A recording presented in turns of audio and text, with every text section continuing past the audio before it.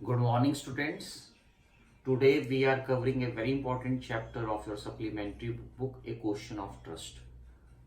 This week I will cover because this book we have not done much of the chapters. I will try to cover one or two chapters in this book. The Question of Trust is written by Victor Cannon. It's a very important and a great chapter. High probability you will get questions in the board exam from this chapter. I have made two videos of the same chapter. This is the first video of the first part. Here, the central character of this chapter, we call him as a protagonist, is Horace Denby. Now, Horace Denby is a very good and honest person of 50 years old. He is unmarried and he is living with a housekeeper. The housekeeper is always worried about his health because during the summer season he got the hay fever. Hay fever is a kind of a fever where you go on sneezing on and on. So he's very well and happy, okay, and actually he was working with two helpers in opening the locks. See, locks have two meaning. One is the lock. The girls have those big locks curly here, that is also called as locks, but this lock is the lock. And he was very satisfied with his life, but he was well disciplined and great, but he was not very honest. This is the meaning of the first paragraph of your chapter. In the second paragraph, 15 years ago, he has served a jail term in the prison library. Means he had gone to jail 15 years ago for a crime he committed and in the prison library. He was there in a prison library. Why he was in a prison library? Because he was very fond of stealing highly expensive book.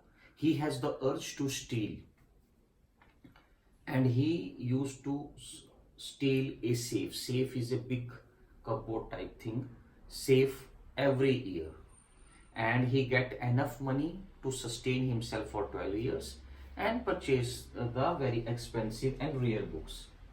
So he robbed every year, and he bought very rare and expensive book. This is the meaning of the second paragraph of your book. Now comes to the third paragraph. It is a very important paragraph and the mixture of third, fourth and fifth paragraphs. In this paragraph, what happens? Now he is planning to rob in a house which is known as Shotover Grange. So in Shotover Grange, he is planning to rob a very important house. It was the July's autumn month. It was full sunshine and summer season.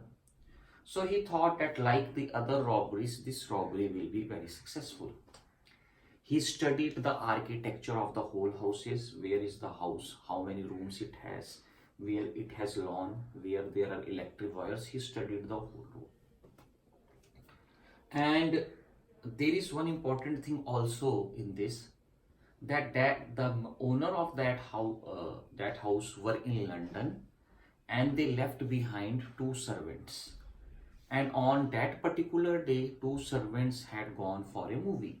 So Horace Denby knows the whole architecture of the house, and he also knows that now when he is going to rob the house, nobody will be in the house. Even the two servants have gone for the movie.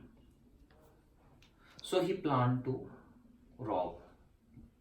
He planned to do the robbery, and the safe in that house is worth 15,000. The jewelry, all the jewelry in that house is worth rupees 15,000 pounds. So if he sold all the jewelry, he will get the 5,000 pounds, and these 5,000 pounds, which is enough to make him happy for a year. And there is three interesting books are coming for sale in autumn. 3 interesting books are coming for sale in autumn season.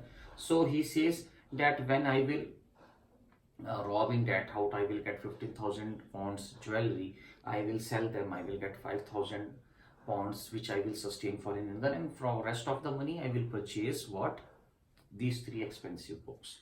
So how he planned? Housekeeper, the 2 servants have hung the key to the kitchen door, to the outside, to the kitchen door, which is hanging. Hung the key to the kitchen door outside.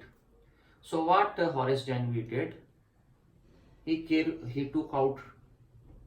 He put on his gloves. He took out that key. He is a very clever person because he never wants anyone to notice his hands on the key. So he put on the gloves. So he took out the keys and he entered the house. So there, first of all, he met the dog, who was awake all of a sudden by hearing the sound that somebody is stirring. Stirring means moving, stirring your finger. So when he was moving, he noticed that dog is awake. So if you call a dog by his name and politely pat him, he will do nothing. That what Horace Danby did. After that, Horace Danby, what he did, that he was having hay fever. Hay fever means that you sneeze. So there was a bowl of flowers there. The smell of that got to him and he sneezed. Okay. Then the real thing, the safe was behind the paintings. The safe was in the drawing room behind a painting, poorly made painting. Safe. Suppose this is a drawing room. This is my safe, and there was a poorly made painting, and behind that painting was the safe in which all the jewelry and all the things were there. Firstly, he thought, why don't he rob all the expensive paintings? But he thought that the paintings are in different room. So it is better that in a small house we should rob only the books. Okay, so he was then he planned meticulously, and he had 4 hours to rob that safe, because after 4 hours the 2 servants will come. And again, what happens? He sneezed because the smell of the flowers was coming to him. So he sneezed. But the bulgular alarm was poorly built. So he cut the wire of that bulgular alarm. And again, that flowers was a hindrance in his work, because he had been suffering from hay fever, as I already told you. So he sneezed for another time. And after that, when he sneezed, a voice came and he says, whether it is a hay fever or you are just sneezing like this. And that voice told, if you are very serious about your job which you are doing currently, you should better meet a doctor, because otherwise it will pose a problem for you. Then he said, whose voice is this? He just replied, no, it's just only the voice which was telling him that whether it was a hay fever or something else. He replied back to that voice by telling, no, it's just a hay fever. Now that voice told that I heard your voice from the top of the house. That's why I came. So now in this first video, in the first part, we came to know Horace Danby had been caught. Caught by whom?